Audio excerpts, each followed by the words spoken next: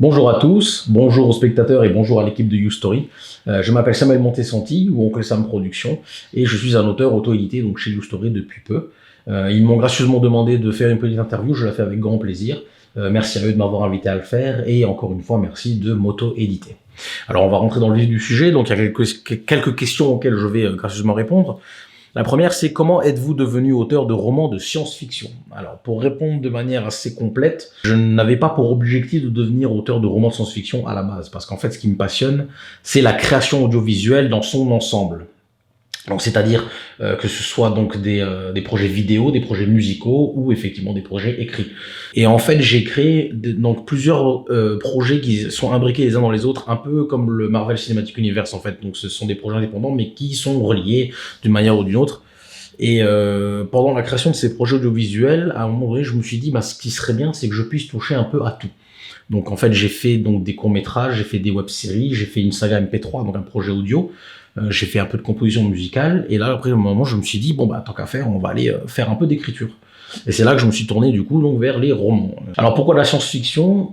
Très simplement parce que c'est un genre narratif qui me parle beaucoup, et qui est clairement mon genre narratif préféré. Pourquoi? Parce que la science-fiction, ça nous permet vraiment de nous échapper, en fait, de vraiment partir dans des contrées lointaines, complètement nouvelles, d'inventer de nouvelles choses. Moi, je pense que le genre narratif de la science-fiction est un domaine de création qui a des possibilités infinies. Et ça me fascine. Et c'est pour ça, du coup, que je suis naturellement tourné, en fait, vers ce genre narratif, que ce soit, du coup, dans l'écriture ou dans les projets vidéo. Quels auteurs vous inspirent? Alors pour répondre de façon honnête, je ne lis pas tant que ça en fait. Ça peut paraître un peu ironique dans le sens où j'écris des romans mais je ne lis pas. J'ai quand même lu des livres quand j'étais plus jeune, notamment la saga des Harry Potter. J'ai lu aussi la trilogie donc du Livre des Étoiles de Eric Lhomme. Après il y a eu des classiques comme Cro-Blanc, Le Tour du Monde en 80 jours, etc. Mais je me suis rapidement tourné vers tout ce qui est du coup manga, comic books, BD, etc.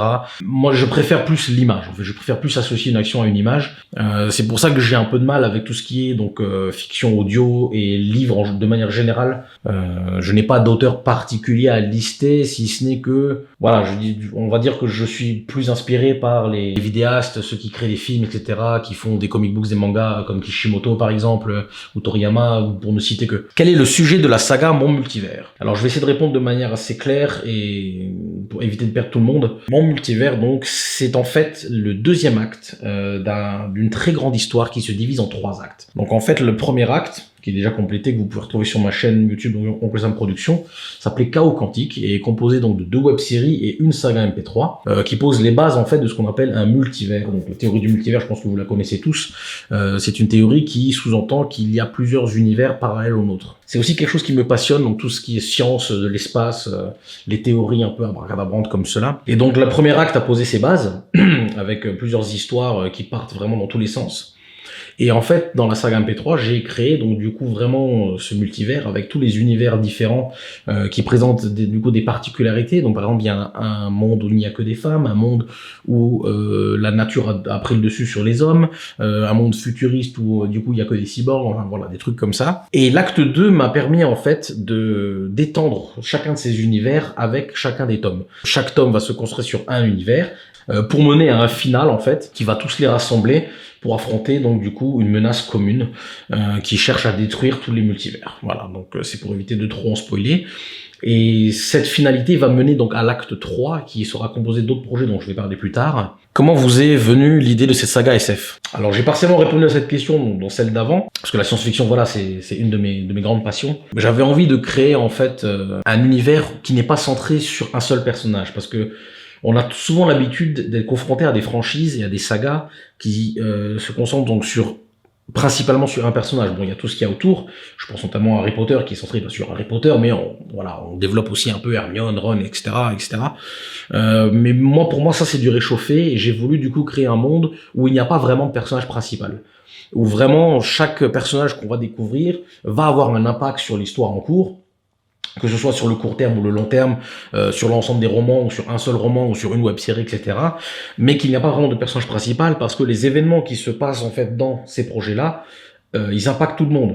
Et c'est en ça que du coup que la science-fiction elle aide, parce qu'elle permet du coup, voilà, grâce à la théorie donc des mondes multiples, etc., de créer plusieurs histoires qui partent dans tous les sens, sans avoir vraiment de personnage principal auquel on peut vraiment s'attacher et dire voilà, c'est lui le point central, c'est lui la clé, on fait tout sur lui. Non, ça, moi j'ai préféré du coup faire un truc un peu plus étendu. Avez-vous d'autres livres ou projets en préparation? Si oui, quel sera le genre et le sujet? Donc moi principalement, toutes mes créations vont se focaliser autour de ce même gros thème, ce même gros univers en fait, hein, comme je l'ai expliqué, qui s'apparente un peu au Marvel Cinematic Universe. C'est une très longue histoire qui va se terminer un jour, je sais pas quand, parce que bon voilà, j'ai quand même plein de projets prévus. Mais dans l'immédiat, donc l'immédiat, nous sommes dans l'acte 2 avec les 10 romans du coup donc qui vont développer tous les univers. Il y aura une finalité qui va mener donc du coup à l'acte 3, donc ça c'est les prochains projets. Donc dans cet acte 3, il y aura 5 projets en tout. Une nouvelle web-série qui s'appelle L'Interface, suivie d'un moyen-métrage communautaire, donc en fait qui ne sera pas uniquement créé par moi, mais par toute l'équipe qui participe, que ce soit au niveau du coup donc, du scénario, du tournage, etc. Tout le monde va s'impliquer, qui s'appelle Elamona, qui sortira du coup donc j'espère l'année prochaine. Suite à ça, dans le troisième projet, ce sera une BD qui est déjà en cours de production, qui s'appelle Ténéris et les jumelles Star Master. Ce sera une BD type space opéra. Quatrième projet, ce sera donc un long métrage, c'est quelque chose que je n'ai jamais encore fait, donc ce sera mon premier et seul long métrage, pour dire que j'ai touché à tout, qui s'appelle Demetora et le cercle du trèfle, qui sera du coup, donc, alors c'est un mélange de genres, on va dire que ce sera un thriller, fantasy, policier, voilà. Ça sera un mélange de genres. Et du coup, le dernier projet, ce sera un livre, donc pas un petit roman, mais vraiment un livre, donc qui fera dans les 800-900 pages, qui sera la finalité de tous les projets, qui sera vraiment le point final de mon histoire, qui va mélanger aussi tous les genres. Voilà, donc ça c'est les 5 gros projets qui m'attendent sur les 3 prochaines années, que j'espère pouvoir concrétiser dans ce laps de temps. Après moi, voilà, là c'est la science-fiction, mais j'essaye aussi de mélanger un peu les genres, pour vraiment dire que voilà, on est parti dans toutes les directions. Mais globalement, ça va être ça, et une fois que tout ça sera fini, je vais plutôt me reconvertir totalement vers la musique. Que pensez-vous de l'auto-édition? Alors l'auto-édition, je pense que c'est une très bonne alternative pour les gens comme moi qui n'ont pas forcément la facilité de trouver un éditeur, de pouvoir faire ce genre de démarches qui sont assez complexes de manière générale. L'auto-édition, en fait, on gagne beaucoup de temps.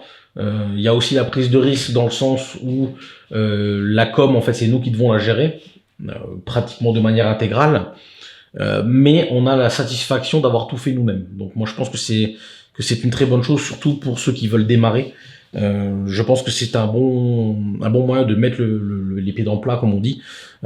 Auto-éditer ses premiers travaux, ça peut être pas mal parce que ça peut nous permettre du coup de gagner en expérience au niveau de la communication, au niveau de nos projets également, parce qu'on peut du coup apprendre de nos erreurs et faire mieux par la suite. Et une fois qu'on a vraiment un projet qui est 100% parfait par rapport à notre vision, là on peut du coup démarcher un éditeur. Mais il n'est pas impossible de rester intégralement en auto-édition, parce qu'à partir du moment où on a une bonne communication, ça passe tout seul. Ça passe tout seul, il n'y a pas de problème. Après les démarches, elles vont se faire toutes seules. On va créer une communauté, on va avoir un peu une notoriété, ça va nous aider. Donc moi je pense que l'auto-édition, c'est une très très bonne alternative pour ceux qui démarrent surtout. C'est accessible à tout le monde, donc il n'y a pas de souci. Moi je pense que c'est une très très bonne idée. Comment avez-vous connu YouStory? Très simplement parce que je cherchais des moyens en fait, de m'auto-éditer. Parce que je m'étais renseigné du coup sur les façons d'édition, donc j'ai commencé à chercher un peu sur internet s'il n'y avait pas des boîtes qui faisaient ça, et je suis tombé du coup donc sur YouStory grâce au référencement du coup donc sur internet. Si vous deviez résumer YouStory en 3 mots: accessible, sympathique, recommandé. Et ça va me permettre de répondre du coup à la dernière question. Donc vous conseillerez YouStory à d'autres auteurs? Oui, je le recommande. Je recommande YouStory très chaudement à d'autres auteurs. Premièrement, la raison la plus importante, c'est que YouStory est encore très frais. YouStory est une société qui n'est là depuis que quelques années, dans un domaine qui est extrêmement compétitif, et le contact est vraiment bien, vraiment très humain, très sympathique, très rapide, très soigné. Personnellement, en 3 clics, j'avais publié mon bouquin, donc qu'est-ce que vous voulez de plus? Donc je conseille vivement YouStory à tous ceux qui veulent se lancer dans l'aventure. Je les remercie du coup chaudement donc du coup de m'avoir invité à faire cette interview, et aussi du coup de publier donc de manière régulière mes romans qui sortent du coup mensuellement, et merci encore, merci à vous, et puis à bientôt.